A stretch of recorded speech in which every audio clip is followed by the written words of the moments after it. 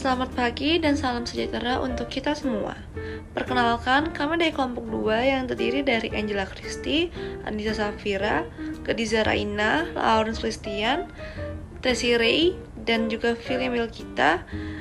Pada kesempatan kali ini, kami akan memaparkan hasil penelitian kami yang berjudul Pemaknaan Bela Negara Generasi Z di Era Digital di Kota Bekasi dan Kabupaten Bogor.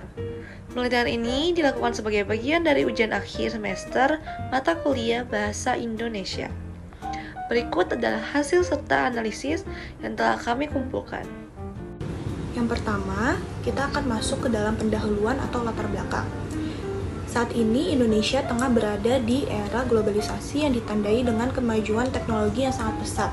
Tentunya di tengah kemudahan ini akan muncul berbagai tantangan yang akan mengancam pertahanan nasional bangsa kita seperti tantangan-tantangan di dalam bidang non-militer.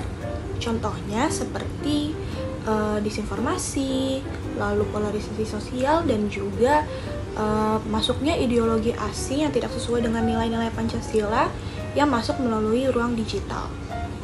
Dalam konteks ini, partisipasi aktif seluruh warga Indonesia, terutama generasi muda yang saat ini merupakan menjadi populasi yang dominan, khususnya untuk generasi Z, sebagai digital native juga memiliki posisi yang strategis untuk memperkuat pertahanan nasional bangsa kita melalui kontribusi non-militer yang relevan dengan perkembangan teknologi pada saat ini. Selanjutnya adalah kajian teori.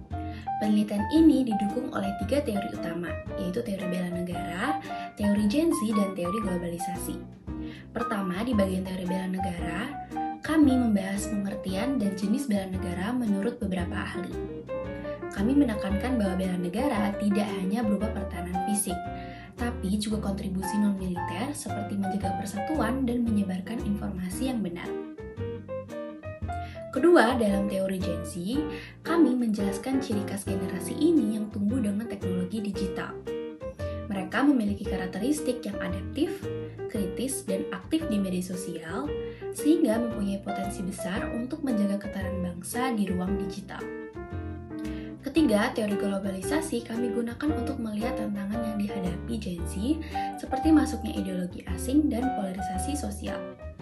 Dalam teori ini, kami tekankan pentingnya Gen Z mempunyai kesadaran untuk tetap membela negara di tengah arus global.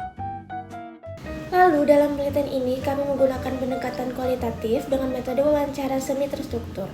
Data dikumpulkan dari 6 partisipan berusia 15 hingga 27 tahun yang berdomisili di Kota Bekasi dan Kabupaten Bogor. Pemilihan partisipan ini dilakukan secara acak dari berbagai latar belakang pendidikan dan pekerjaan untuk menggambarkan keragaman pandangan generasi Z terkait konsep bela negara di era digital ini. Selanjutnya adalah hasil dari penelitian. Bisa kita lihat di sini bahwa sebagian besar dari responden itu masih melihat bela negara secara konvensional atau tradisional, seperti latihan fisik, baris berbaris, juga yang melibatkan TNI atau Polri.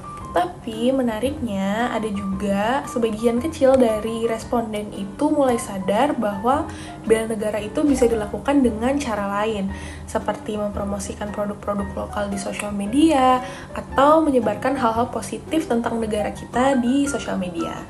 Sayangnya, kontribusi ini itu belum sepenuhnya dilakukan secara sadar dan konsisten, lebih karena tuntutan tugas sekolah atau tuntutan tugas kuliah.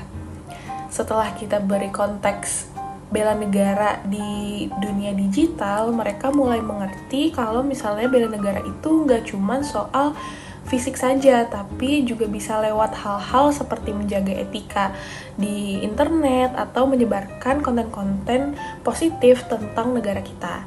Tapi kebanyakan dari mereka masih berpikir bahwa bela negara itu hanya simbolik dan militer saja, belum sepenuhnya sadar sama bentuk kontribusi yang lebih relevan di kehidupan kita di era digital seperti ini. Dapat disimpulkan bahwa generasi Z di Kota Bekasi dan Kabupaten Bogor umumnya masih memiliki pemahaman yang terbatas terhadap konsep bela negara. Kontribusi non-militer yang lebih relevan dengan kehidupan digital mereka belum sepenuhnya dimaknai sebagai bagian dari bela negara. Padahal, dengan potensi digital yang dimiliki generasi ini, mereka dapat memainkan peran penting dalam menjaga ketahanan nasional, seperti menjadi penyebar informasi yang kredibel, pelopor literasi digital, dan penggerak nilai-nilai kebangsaan di ruang daring.